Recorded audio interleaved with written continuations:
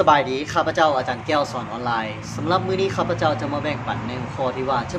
บริหารการจัดการเพจของเจ้าในใดเพื่อให้มีความเชื่อมั่นหลายธุรกิจในที่เกิดขึ้นในโลกออนไลน์ในปัจจุบันนี้ในการเปิดเพจเกี่ยวกับการขายเครื่องออนไลน์การอสังหาริมทรัพย์ขายเครื่องหรือว่าเป็นธุรกิจต่างๆเกิดขึ้นหลายในมากมายและทุกคนได้อาศัยหันเข้ามาออนไลน์เพราะอีกนึ่งการใช้ออนไลน์ในประหยัดงบประมาณเป็นหลายขึ้นคือทุกคนคุมือนี่หันเข้ามาซื้อเครื่องในโลกออนไลน์หลายมันจะว่าจะเป็นต้องไปเลาะซื้อเครื่องนั้นไปให้ทุกทีสามารถสั่งซื้อในโลกออนไลน์ในโทรศัพท์แต่คนที่สำหรับเพจธุรกิจในการเปิดเพจออนมาแล้วจะบริหารเพจคือแนวใดเพื่อให้เพจของเจ้านั่นมีความน่าเชื่อถือข้าพเจ้ามี5เคล็ดลับคือจะแบ่งคือ 1. เมื่อเขาเปิดเพจขึ้นมาแล้วพยายามโพสต์รูปภาพหรือว่าเนื้อหาเรื่องราววิดีโอต่างๆเกี่ยวกับธุรกิจของตัวเจ้าไปให้ได้อย่างน้อยกับ10-20โพสต์หรือว่าเป็น 2-3 อาทิตย์เพื่อให้มีความน่าเชื่อถือเพื่อเลื่อนลงมาแล้วส่วนอันที่สองนั่นก็คือเชิญคนติดตามในการเชิญคนติดตามมีหลายปัจจัยหรือหลายวิธีในการใช้ฟรีและเสีย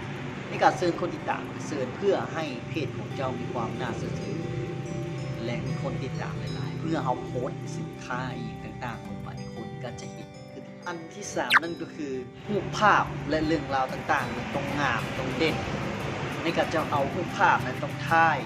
เนี่ยแบบใด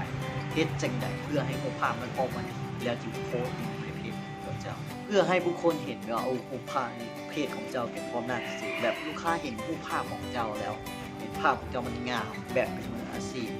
ให้สร้างความเชื่อมั่นเพื่อให้ในการตัดสินใจในการสั่งซื้อในเพจข้อที่4นั่นก็คือเนื้อหาหรือว่าคอนเทนต์ต่างๆต้องอ่านแล้วมีความประทับใจบ่สั้นบ่ยาวและดึงดูดใจคนการสร้างเนื้อหาเทคนิคข้อที่5การจ้างยิงโฆษณามันแน่นอนอยู่แล้วธุรกิจต้องมีการลงทุนในการโฆษณาคือคำเจ้าโฆษณาโอกาสในการเบิ่งเห็นกันจะน้อยถ้าโฆษณาข้าพเจ้าแนะนำเมื่อเปิดเพจใหม่ๆให้พยายามยิงโฆษณาให้คนมาถึงใจเพจหน้าเพจของเขาก่อน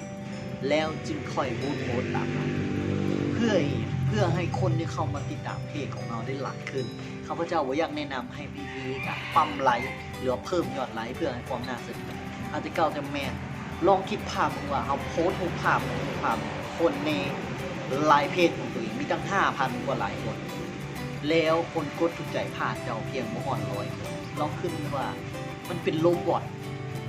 จะขายเครื่องให้โลบอทเจ้าจะว่าธุรกิจเนี่ยให้โลบอทฉะนั้นข้าพเจ้าจะแนะนำให้คนแท้ๆที่กดไลค์เพจของเจ้าเพื่อให้ธุรกิจของเราได้ขยายตัวหรือก้าวต่อไป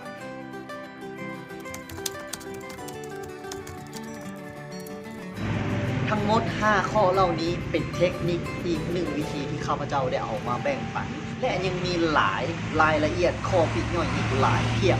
ที่ท่านต้องได้เข้าใจในการบริหารการจัดการเพจของเจ้าได้หลายขึ้นในจากที่มีประสบการณ์และข้าพเจ้าได้ไปเรียนมานั้นเอามาแบ่งปันให้ทุกคนแบบเป็นไซต์ฟรีๆในการบริหารการจัดการเพจของเจ้าและยังมีเนื้อหาดีๆเคล็ดลับดีๆอีกต่อไปถ้าบ่อยากพลาดโอกาสดีๆก็ฝากแชร์ไปให้หมู่เพื่อนทุกคนที่ท่านฮักและเพื่อให้เป็นแรงบันดาลใจในการสร้างวิดีโอในการที่จะมาบอกรายละเอียดมาสอนให้แก่ผู้คนได้รู้จักในการบริหารการจัดการเพจของเจ้าให้ดีขึ้นและขยายธุรกิจของเจ้าให้เติบโตไปหลายขึ้นข้าพเจ้าอาจารย์แก้วสอนออนไลน์ก็กล่าวคำว่าขอบใจ